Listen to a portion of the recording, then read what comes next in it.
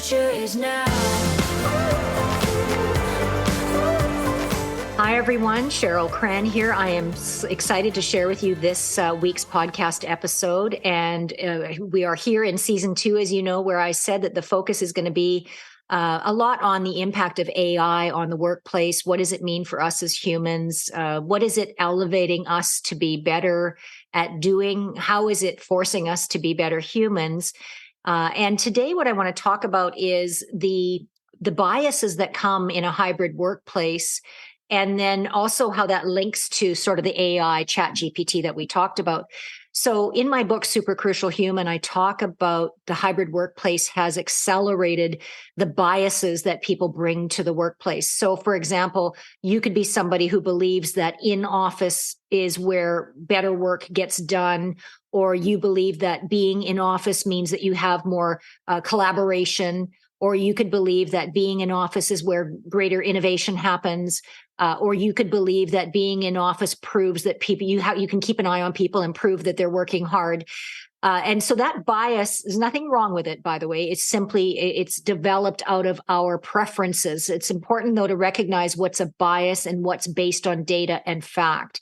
So in the media, you probably are hearing things like Amazon has ordered people, some people back into the office, or Twitter, or some of these organizations.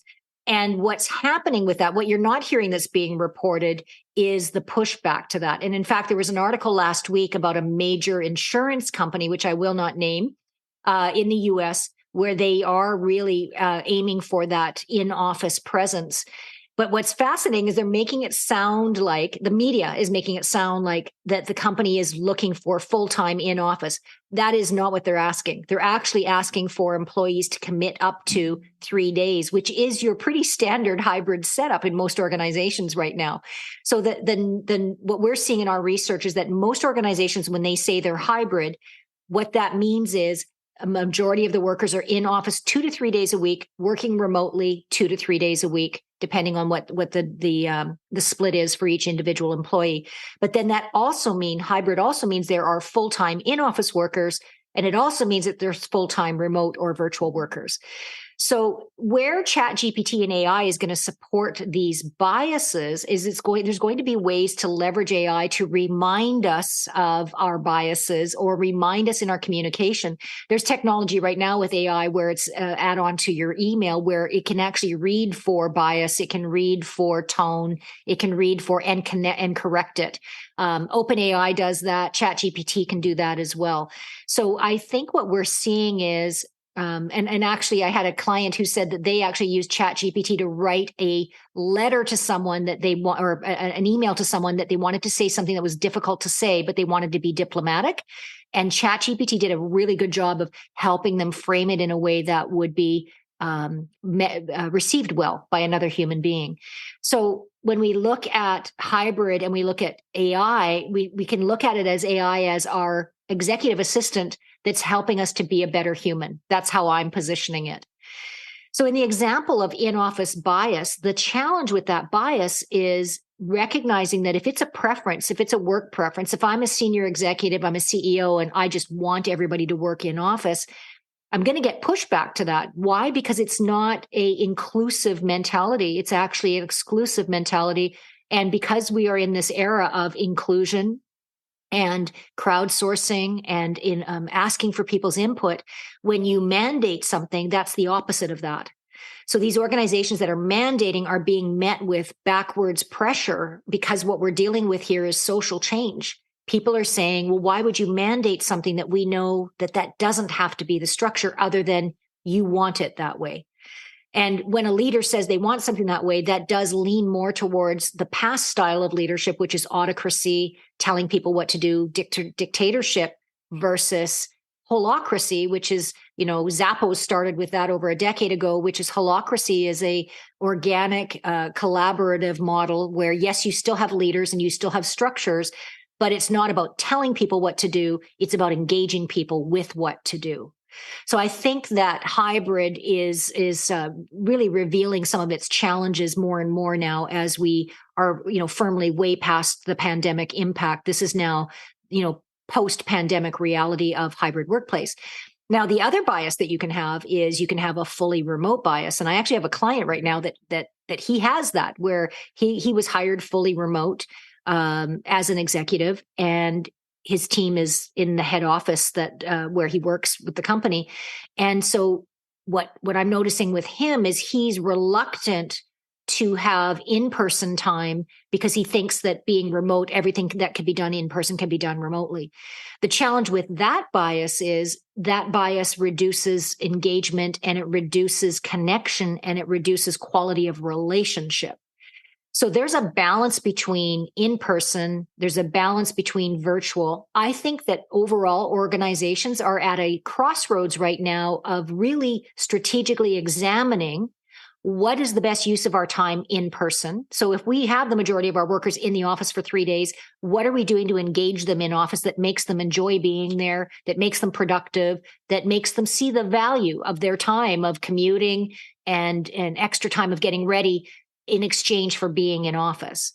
Conversely, if we are more leaning towards in office and have a preference for in person, does that mean we're not leveraging our technology skills to leverage the virtual tools such as Zoom or Teams or WebEx or whatever they might be?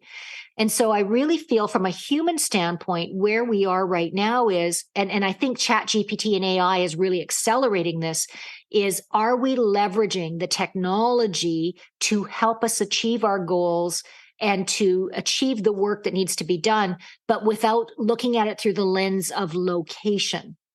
Because that location bias can prevent the collaboration.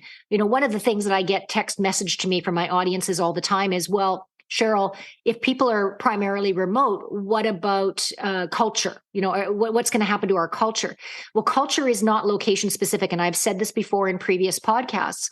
Culture is a combination of relationship equity that you have gained from investment.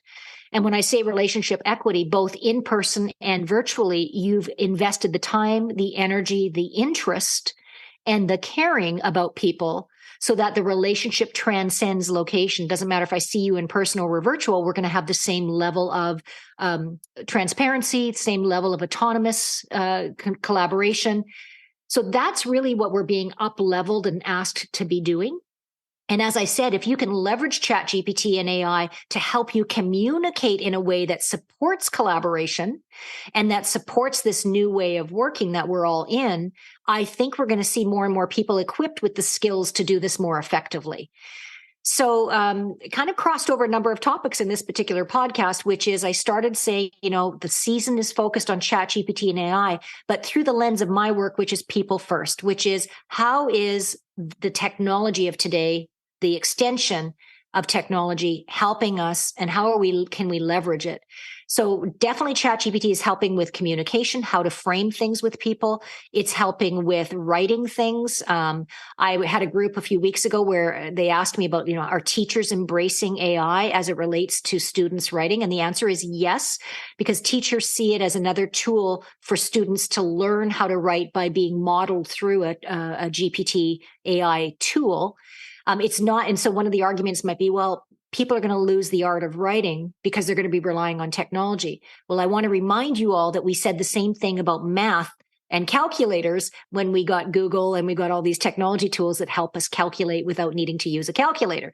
It hasn't made us any less smart or any less mathematically proficient. What it's done is augmented our ability to access what we need to find out quickly. So ChatGPT is doing the same thing.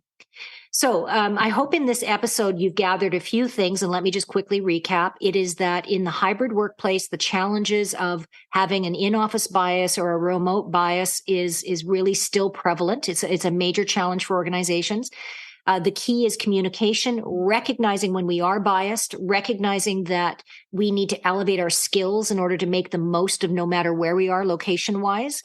And one of the things I want to point out is, even though I talk about hybrid and I believe in hybrid, and my clients are, 90% of them are hybrid embedded, I want to make the point that not everybody is suited for fully virtual or even fully in office. And I'm sure you've figured this out from an independent worker personality style. So, for example, in order to be successful fully remote, That person needs to be autonomous, independent, entrepreneurial, easy to make their own decisions, doesn't need a lot of guidance to get the work done, is able to measure their own performance, is able to self-resource, is able to self-check, is able to be fully accountable. Those are the requirements for people to be successful in a remote work environment. In office, they need to be, and this is true for both, but in office particularly, you need to be a great communicator. You need to be personable, approachable.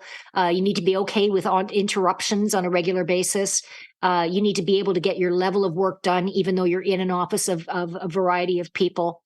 So keeping in mind that hybrid is also causing all of us as leaders to reevaluate work and linking personality to work. Do we have the right personality in their role or location that is going to help them be more successful? So a lot of things to consider here, a lot of information in this one episode. Future episodes are also going to include some live clips and excerpts from some presentations I've been doing over the last little while, so stay tuned for those. But would love to hear your feedback on today's episode, which is hybrid workplace, in-office bias, how ChatGPT and AI are going to help us be better communicators. Thank you so much for your time and attention, and we'll see you on the next episode.